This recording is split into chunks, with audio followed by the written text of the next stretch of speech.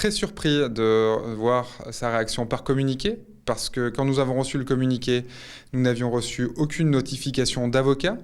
Je ne suis pas surpris, par contre, qu'il demande des indemnités sur le fond, parce que je sais, pour avoir échangé avec lui avant l'annonce du 3 septembre, qu'il ne comprenait pas la décision de la commune d'arrêter le contrat et en invoquant la clause de la caducité. L'investisseur vous réclame 341 millions, c'est une somme qui est énorme, 10 fois plus que le projet en lui-même. Vous trouvez ça justifié ou non? Je trouve ça pas justifié du tout. Aujourd'hui, nous avons invoqué la caducité du contrat, c'est-à-dire qu'une des clauses suspensives que devait réaliser l'embouteilleur n'a pas été réalisée, n'a pas été produite.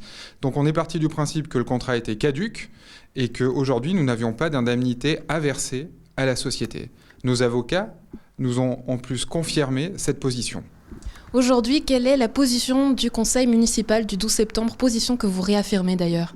C'est celle que je viens de vous dire, c'est qu'aujourd'hui nous avons acté la caducité du contrat, nous avons acté le fait que nous n'avions pas d'indemnité à verser à la société, et j'irai même au-delà, nous allons aussi, nous, engager des actions contre la société pour les préjudices qu'a subi la commune de Divonne-les-Bains. C'est-à-dire que chaque partie aujourd'hui réclame de l'argent. Comment faire en sorte que finalement les Divonnais ne payent plus rien et ne passent plus en caisse? Les Divonnais aujourd'hui ne payent pas, très clairement. C'est-à-dire qu'aujourd'hui, il y a eu des investissements qui ont été réalisés. C'est des investissements qui nous permettent de protéger notre eau.